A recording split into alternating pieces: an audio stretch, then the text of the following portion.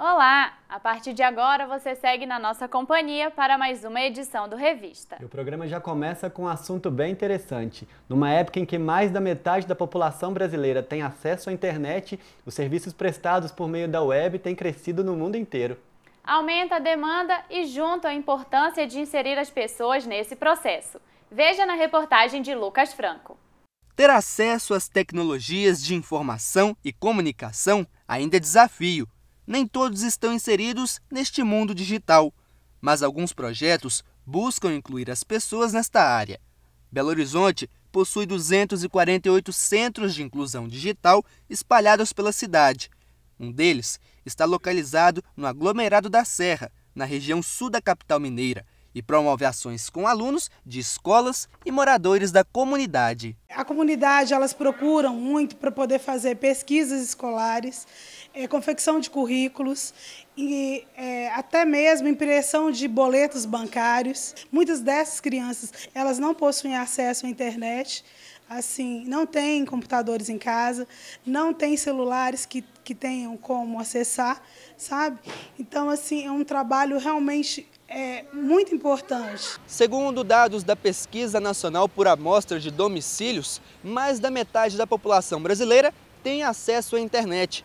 E este número é crescente entre crianças a partir dos 10 anos de idade.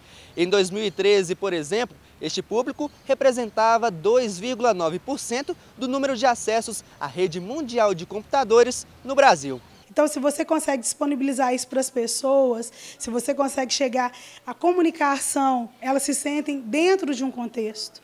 E isso é muito importante, fazer com que todas as pessoas elas possam participar num todo de um processo de informação. A gente pesquisa, né, pode pesquisar negócio de escola e que tem Google, aí você pesquisar as coisas, eu mexo no Facebook.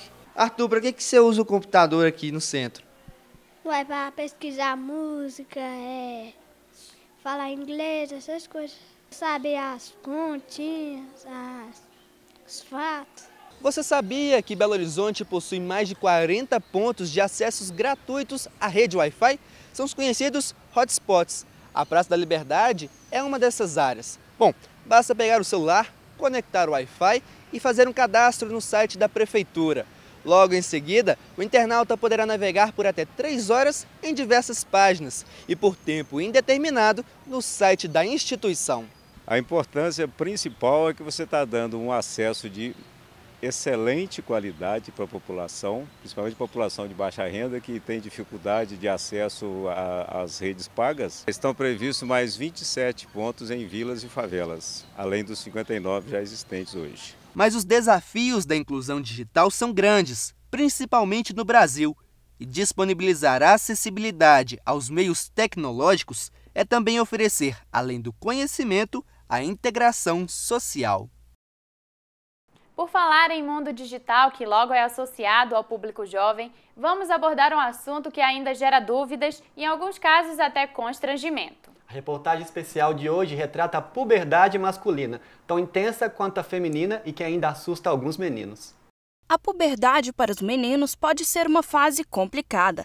Nessa época, acontecem mudanças físicas e biológicas na vida de garotos que estão entre os 9 e os 14 anos de idade. É o momento em que o indivíduo sai do corpo de criança, sai do comportamento de criança e vai fazer todo um processo de transição para ocupar o corpo de adulto e as atitudes de adulto. No menino, esse processo ele se inicia com 9 anos.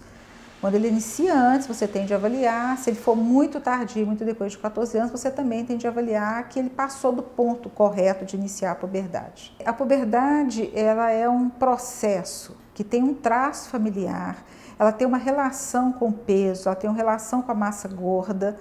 Todos são fatores que vão influir sobre o início da puberdade da criança. Essas mudanças variam muito de menino para menino. Os pais devem ficar atentos, mas ao mesmo tempo devem respeitar o desenvolvimento de cada garoto. Da mesma forma que a menina tem suas instabilidades, suas dificuldades, o menino também tem essas dificuldades. Então, da mesma forma que a menina deve ser cuidada, o menino também deve ser cuidado e protegido nesse período. Mas, de modo geral, a puberdade não dói. Ela evolui normalmente, é um momento festivo do corpo. Para algumas culturas, a passagem para a adolescência é considerada um ritual. Para os gregos, por exemplo, a puberdade dos meninos é vista como uma libertação da vida de criança. Nas culturas aborígenas, faz isso de maneira ritualística, levando em consideração diversos aspectos, né? Fisiológicos, materiais, né? E na cultura grega isso teve outro processo também. A gente pode falar que na cultura grega o adolescente ele só se libertava do adulto quando ele nascesse, tivesse já o primeiro fio de barba.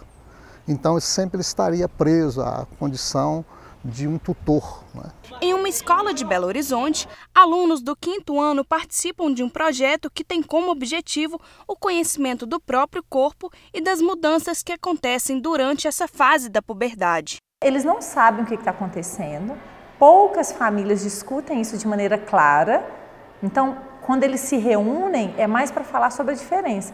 E muitas vezes eles estão criticando aquilo que eles não conhecem, que depois que eles sabem, nossa, eu também vou passar por isso, isso perde a vez. Né? O meu corpo ser diferente, o fato de eu querer ficar mais sozinho e não querer mais andar misturado meninos e meninas, porque aí já vem aquela separação, né? Não, as meninas são assim, os meninos são assim. Isso tudo se configura ao longo de toda a vida humana, na verdade, né? Diante da diferença.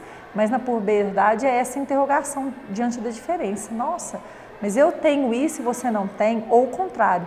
Eu não tenho isso e você já tem, começa a rir. Muitos ficam rindo, nossa, você já tem pelo e começa a rir. Até que ele descobre, nossa, um dia eu também vou ter. Aí perdeu a graça.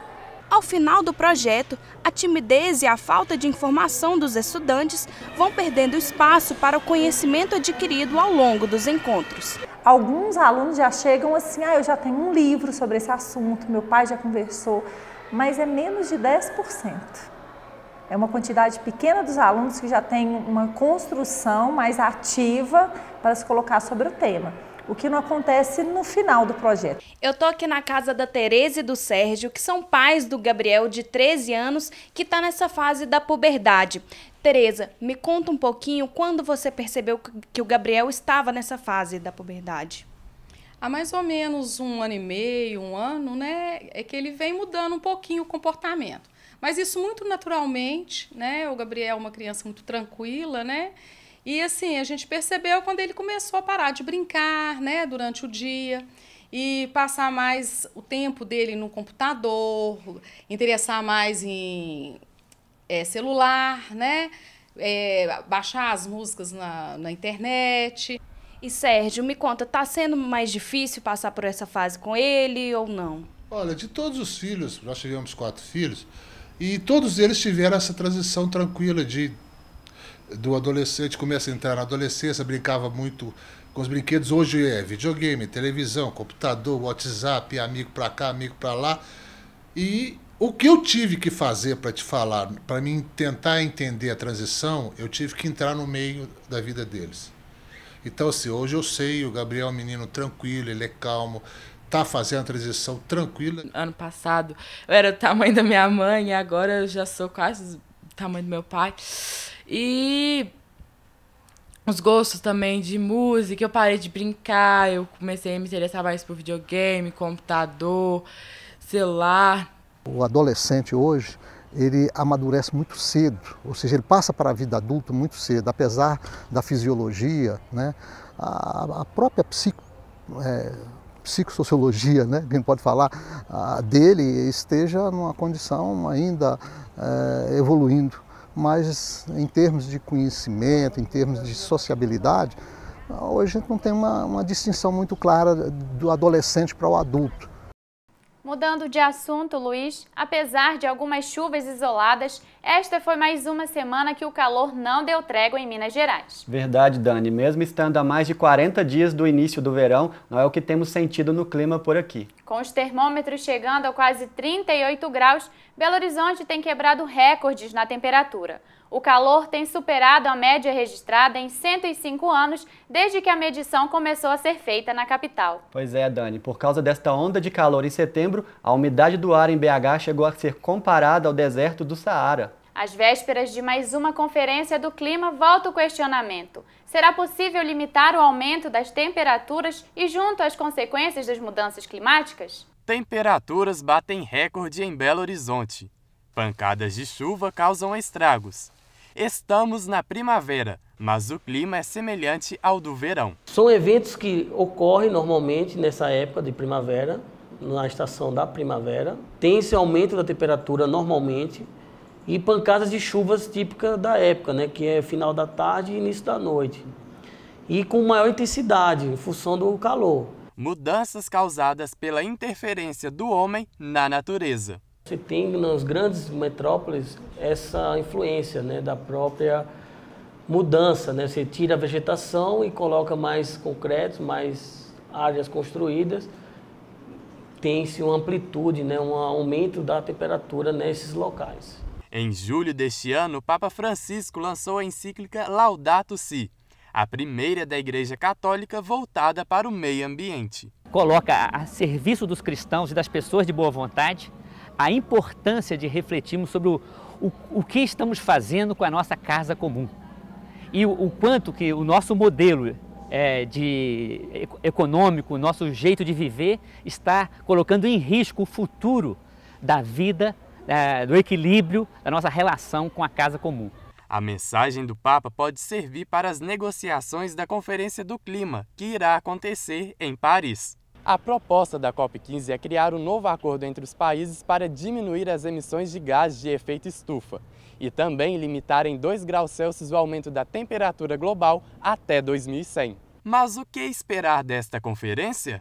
O principal resultado que a gente poderia estar esperando dessa conferência seria a contribuição estadunidense e chinesa nesse sentido, os dois maiores emissores do mundo. Mariana participará como pesquisadora das reuniões na França.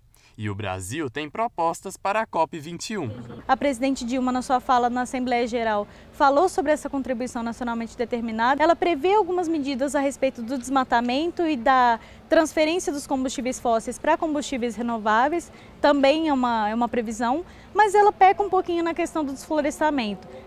Ao focar na Amazônia como como principal foco de redução, né, do desflorestamento, e ignora outras questões como a Mata Atlântica e outras vegetações nativas no Brasil. Nós vamos para um rápido intervalo, mas daqui a pouco eu volto com uma reportagem muito bacana. É rapidinho, voltamos já!